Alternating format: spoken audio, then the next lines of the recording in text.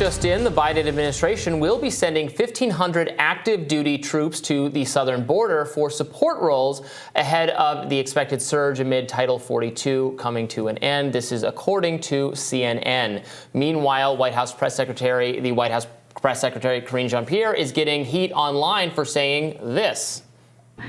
When it comes to illegal migration, you've seen it come down by more than 90%, and that's because of the actions that this president has taken. Here with us now to discuss this is The Hill's Rafael Bernal. Welcome. Before we get into what we know about troops at the border, can you set the record straight regarding Karine Jean-Pierre's stats on immigration?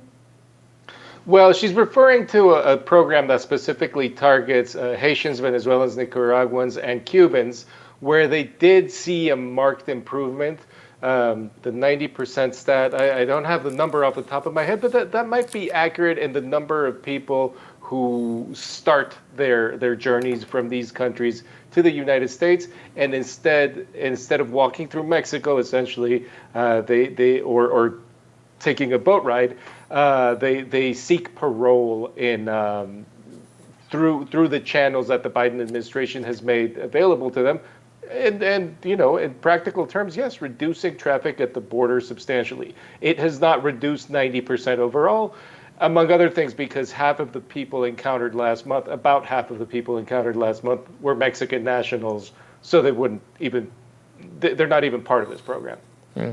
So what do we make? What is our conclusion from troops being at the border? And the understanding is they're not supposed to be doing law enforcement, but if they're doing other administrative tasks, then there are more people available to do actual law enforcement.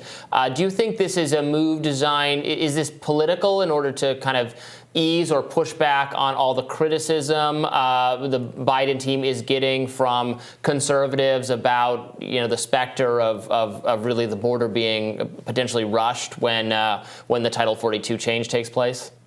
Well, there's always a political element to anything to do with the border, much more so these days. It does have a tactical history, and it does have a tactical explanation. The last military border operation started by President Trump, I think it was originally called Operation Faithful Patriot, but then they nicked that name because it wasn't that popular. That was still active.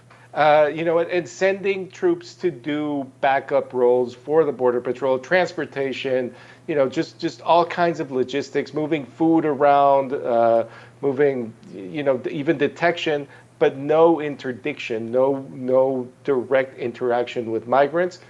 It's been done before. It has actually worked. It obviously receives a lot of criticism from the left because of the fear that it's just one more step toward actually militarizing border interactions, but it's not a huge move.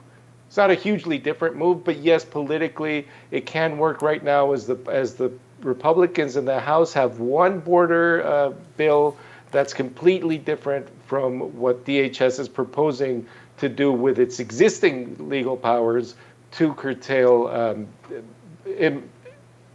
undocumented migration or unauthorized arrivals or illegal immigration, whatever we want to call it, at the southwest border. Are you of the thinking that it's a good move to have this be military personnel? I mean, it's stated that it's 90 days. So is there an exit plan to have these folks replaced by maybe folks who are more trained to do this kind of a job? Because it seems to be a lot of paperwork, narcotics detection they mentioned, but as you pointed out, could lead to further militarization on the border, which many people are very cautious of. Which side do you fall on? How should we take this? Well, I mean, the concerns are very real. On the other hand, logistically, I don't think there's any government agency or maybe any institution worldwide that logistically has the resources of the U.S. military. And they're not just there for fighting wars. They do serve this kind of backup purpose for law enforcement. So of course the concerns exist. but I'd be hard pressed to imagine what other institution within the U.S. government would be able to offer the kinds of logistical services that the Border Patrol and the Customs and Border Protection need at this time. I mean, one could think of FEMA, but also within DHS, but that speaking of paperwork, that would be very complicated. And I just don't know if they could, they could wrangle up even the manpower necessary. What we obviously need is legislation, right, to fix the issues at the border, to make it maybe easier for people to come here legally. Maybe that's coupled with additional border security to deal with people that do not come here legally.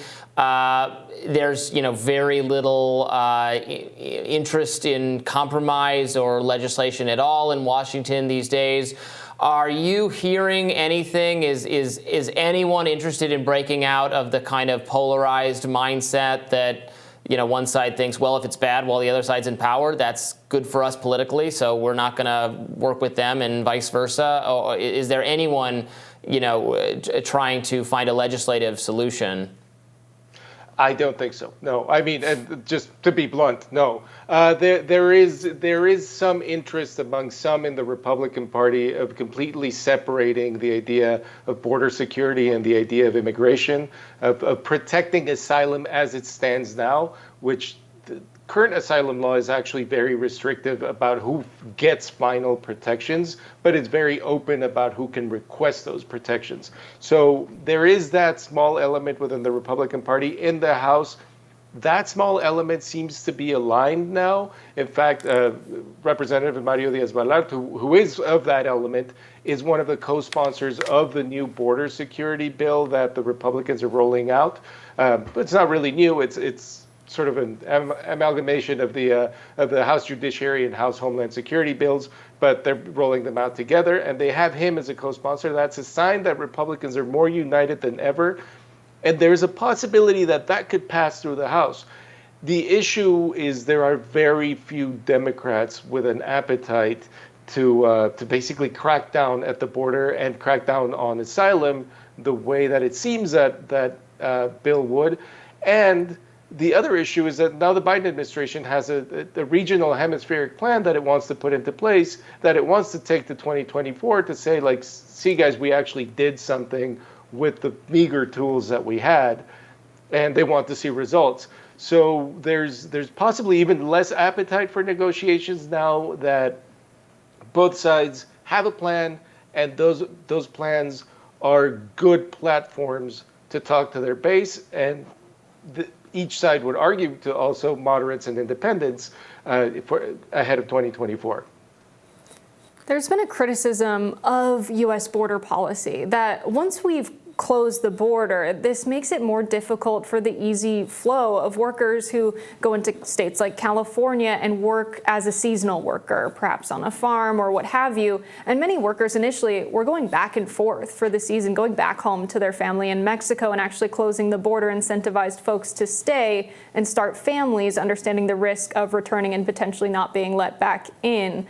Are people grappling with this idea? Do you think that having a military presence to make the paperwork more easily processable could make it more easy for workers to be seasonal and not settle in the United States? What do you make of that?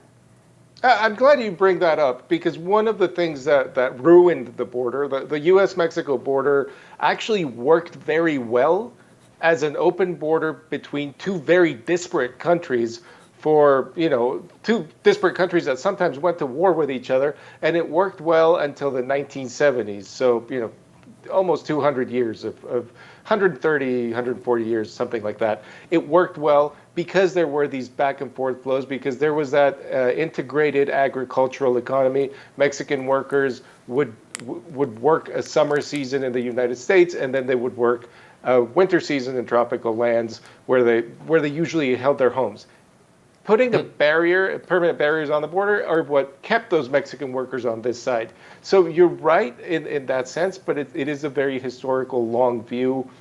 Few people are still concerned about that. Few people even remember that or even acknowledge that that's the truth. And today, I don't see that the military will make a difference. What would make a difference is giving more avenues for workers to come in. For instance, dairy farmers have no visa that they can use to get workers from Mexico that they desperately say they need.